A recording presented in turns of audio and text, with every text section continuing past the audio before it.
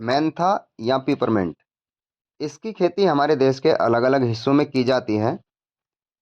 ये फसल लगभग 110 दिन के अंदर पक कर के तैयार हो जाती है। इसका तेल निकलता है फैक्ट्री के माध्यम से और उस तेल को बेच कर के हमारे किसान भाई मुनाफा कमाते हैं।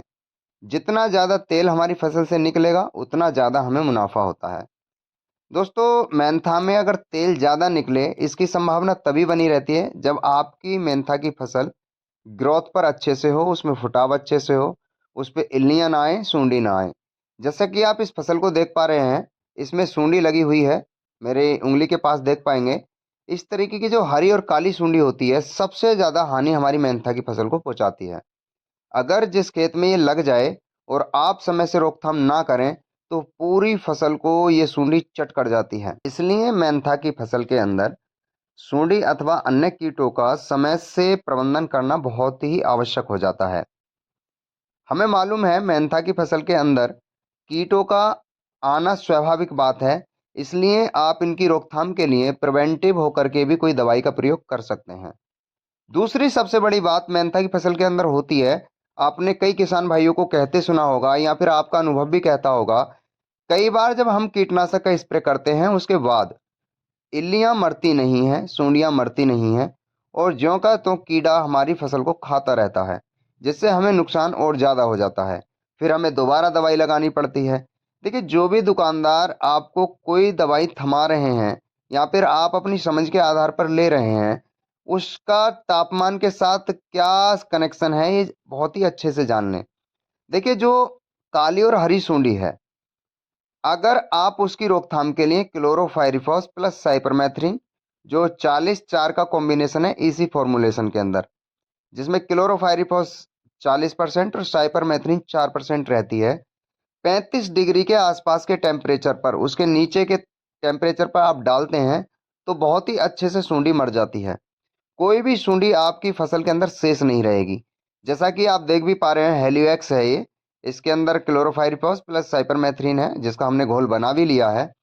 तो 35 डिग्री के आसपास के तापमान पे ही बहुत ही अच्छे से सिंगल दवाई बहुत अच्छे से कंट्रोल करती है। आपको किसी अन्य कीटनाशक का इसके साथ प्रयोग करने की आवश्यकता नहीं है, बहुत ही अच्छे से ये कार्य करेगी। जो शिकायत आती है कई बार, वो आती है 35 प्लस तापमान पर या 40 के आसपास के तापमान पर।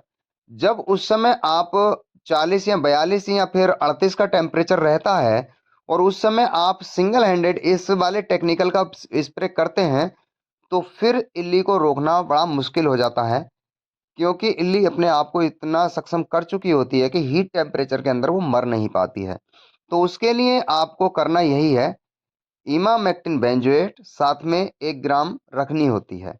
अगर हम बात करें इसकी डोज की, तो 2.5 से 3 ml प्रति लीटर की दर से आप इसका मात्रा लेते हैं क्लोरोफाइरिफॉस प्लस साइपरमेथ्रिन की, और जो इमामेक्टिन बेंजोएट है उसकी 1 ग्राम मात्रा 1 लीटर पे लेंगे और दोनों को अच्छे से मिक्स करके पहले अलग-अलग घोलें, फिर साथ में मिक्स करने के बाद अगर आप स्प्रे डलाते हैं तो निश्चित ही आपको मेंथा की फसल के अंदर जो इल्ली, जो कीट अन्य दिखाई दे रहे होंगे, उन पर बहुत ही अच्छे से कंट्रोल आपको प्राप्त होगा और आपकी मेंथे की फसल बहुत अच्छे फुटाव के साथ, बहुत अच्छी ग्रोथ के साथ, बहुत अच्छी ग्रीनिंग के साथ चलती रहेगी।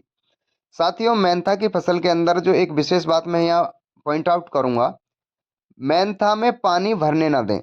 कई बार जल भराव के कारण हमारी मेंथा की फसल को झटका लगता है और वो ग्रोथ पर आ नहीं पाती है, या जो रिकवरी देना होता है तेल के अंदर, वो दे नहीं पाती है। सल्फर की मात्रा आप 2 बार प्रयोग अवश्य कर लें, एक पहली सिंचाई के आसपास और दूसरा जब-जब पूर्ण मिलने से पूर्व की अवस्था में। तो आपको देखने में आएगा आपकी मेंथा की फसल से जो तेल है वो बहुत ही अच्छी मात्रा में मिलेगा। चूँकि ये तेल वर्गीय फसल है, इसका जितना तेल आपकी फसल से आएगा उतना आपको फ़ायदा होगा। तो मैंने आज के वीडियो में बताया दोनों ही टेम्परेचर पे कि आप किस तरीके से इल्ली अथवा सूंडी अथवा कोई अन्य कीट जो हमारी मेंथा की फसल को नुकसान कर रहे हैं, कैसे कंट्रोल कर पाएंगे। जो शिकायत आती है कि भाई पहले स्प्रे किया उसमें अच्छे से सूंडी मरी, उसी दवाई का दोबारा स्प्रे किया, कुछ दिन बाद जब टेम्परेचर बढ़ गया तो सूंडी या फिर इल्ली या फिर कोई भी कीट नहीं मरा। तो ये होता यही है कि टेम्परेचर के आधार पर हमको देखना होता है। जो हरी और लाल सी सूंडी होती है वो अपने को अनुकूल बना लेती है ज़्यादा टेम्परेचर में। तो उस समय जो दवाइयाँ हैं वो थोड़ा सा उनके ऊपर प्रभावी कम रहती हैं, इसलिए डबल टेक्निकल की आपको आवश्यकता हो जाती है जो उन्हें अच्छे से मार पाए।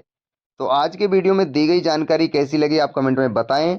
और दोस्तों कोई बात पूछनी हो या कोई सुझाव देना हो वो भी हमें कमेंट में बताएं। और हमसे जुड़े रहने के लिए हमारे यूट्यूब चैनल को सब्सक्राइब करने के साथ साथ बेल आइकन बटन को प्रेस ज़रूर कर लें, जिससे आने वाले वीडियो के नोटिफिकेशन आपको मिलते रहें। और दोस्तों हमसे आप यूं ही जुड़े रहें, ऐसी हमारी आशा है। तो आज के वीडियो में केवल इतना ही। नमस्कार साथियों।